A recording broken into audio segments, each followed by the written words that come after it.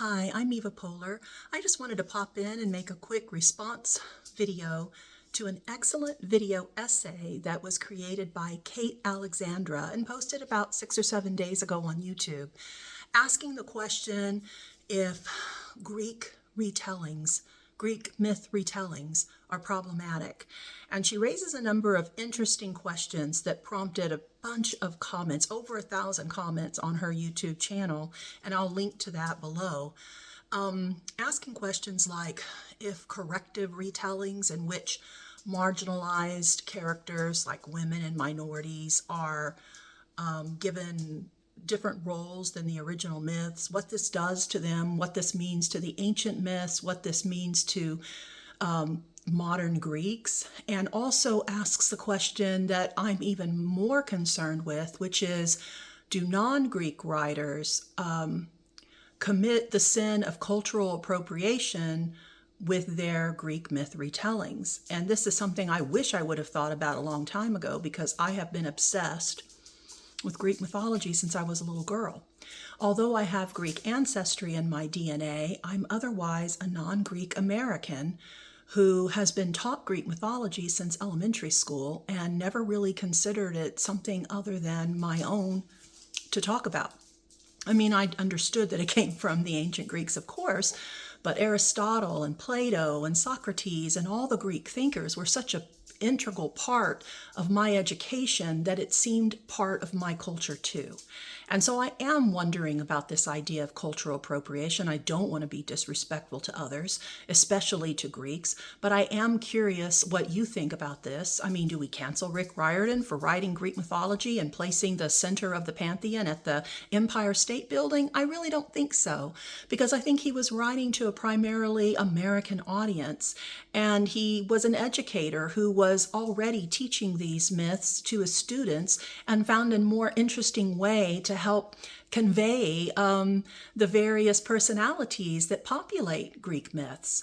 I think too that because Greek mythology has been such a major part of the Western literary canon for as long as I can remember, for centuries, that Americans feel like it's part of their culture, meaning no disrespect, but being fascinated by these tales. And I also think that it's not so much about correcting the old stories as it is just wondering, what if this were different? You know, just like some of the fairy tale retellings. One of my favorites is The Three Little Pigs. It's told from the point of view of a sympathetic wolf. I don't think that that story is destroying the original Three Little Pigs fairy tale. It's just offering another perspective that makes us think and imagine it in a different way.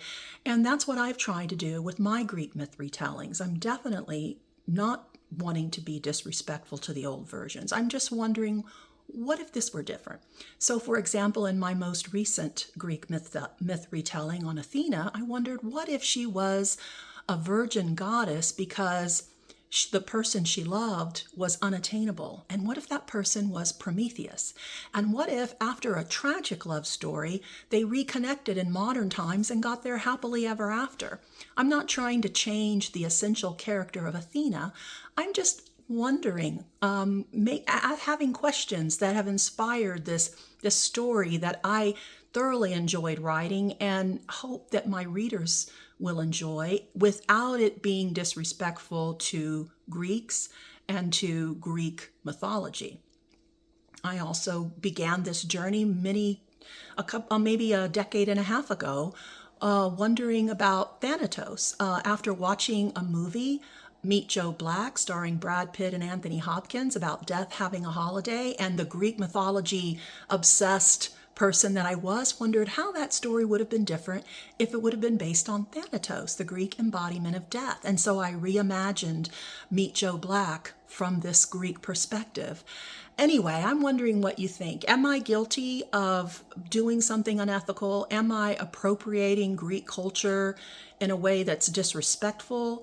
Or do you agree that Greek mythology, for whatever reason, has permeated American and Western culture in general for centuries, that that it's not the same as writing about an obscure Native American tribe's mythology that isn't so widely popularized? Is it more like fairy tale retellings, or is it cultural appropriation, and should writers like me reconsider putting that kind of story out into the market for profit? I'd love to know what you think. Thanks so much for watching.